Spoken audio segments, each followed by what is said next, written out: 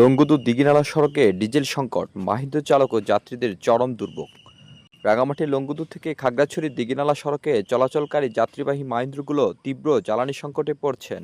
Diesel পর্যাপ্ত না থাকায় একদিকে যেমন চালকরা বিপাকে পড়েছেন, অন্যদিকে গন্তব্য পৌঁছাতে চরম ভোগান্তি পোহাতে হচ্ছে সাধারণ যাত্রীদের। জন্য গাড়ি চালাতে পারি নাই, কিন্তু তেল আনতে হলে খুব পয়সার দাম তো বাড়তি, অনেকজনে নিতেছে। 150 টাকা লিটারও কিনতে হয় চূড়া তেল, করার কিচ্ছু নাই। আমাদের এখন দুর্ভোগ তেলের, শুধু আমাদের হাহাকার তেল। সরজমিনে দেখা গেছে, লংগদু উপজেলা সদর থেকে দিঘিনালা অভিমুখে যাওয়ার মাহিন্দ্র গাড়িগুলো তেলের অভাবে নিয়মিত ট্রিপ দিতে পারছে না। যাত্রীরা অভিযোগ করেছেন, স্টেশনে দীর্ঘক্ষণ অপেক্ষা করার পর গাড়ি পাওয়া যাচ্ছে না, ফলে চাকরিজীবী, ব্যবসায়ী ও সাধারণ মানুষ সঠিক সময়ে গন্তব্য পৌঁছাতে পারছেন না।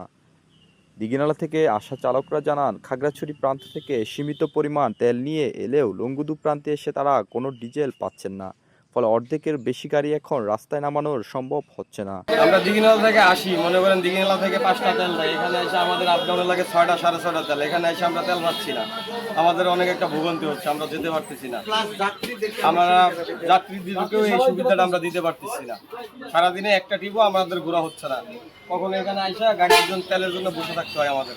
এ বিষয়ে লংগদু মাহিন্দ্র চালক সমিতির সভাপতি মোহাম্মদ জামাল হোসেন বলেন, লংগদু দিঘিনালা রুটে একবার যাওয়া আসার জন্য একটি গাড়িতে অন্তত 8 থেকে 10 লিটার তেলের প্রয়োজন হয়, কিন্তু বর্তমানে আমরা প্রতিদিন বরাদ্দ পাচ্ছি মাত্র 5 লিটার। আগে যেভাবে প্রতিদিন 30 থেকে 40টি গাড়ি এই রুটে চলতো, এখন তেলের অভাবে মাত্র 10টি গাড়ি চলছে। পর্যাপ্ত তেল না পাওয়ায় অনেক চালক গাড়ি বের করতে পারছে না। আমাদের এখানে আধা ঘন্টা পরে পরে আমরা প্রত্যেকটা মাহিন্দ্র ছেড়ে যাই। এখন তেলের ভোগান্তির কারণে আমরা আধা ঘন্টা পরে পরে গাড়ি ছাড়তে পারতেছি। এর কারণে আমরা যাত্রীগুলোও এলোমেলো ভাবে বসে আছে। আমরা বিভিন্ন পাম্পে দৌড়াদৌড়ি করতেছি তেলের জন্য, কিন্তু আমাদেরকে সর্বোচ্চ 2 লিটার তেল দেয়। তবে একজনে এখানে আমাদেরকে 2 দিন আগে 5 লিটার করে তেল দিছে, কিন্তু আমাদের তেলের সংকটের কারণে আমাদের এখন এই অবস্থা। এখানে যদি কিছু তেল বাড়ানো যায়, হয়তো আমরা যাত্রীদেরকে এই সেবাটা দিতে পারবো, যাত্রী ভোগান্তি হবে না। তার কারণ রোগী এবং কি ডেলিভারি রোগীগুলো, অন্য রোগীগুলো আমরা নিতে পারতেছি না বর্তমানে, তার কারণ আমাদের তেলের সমস্যা।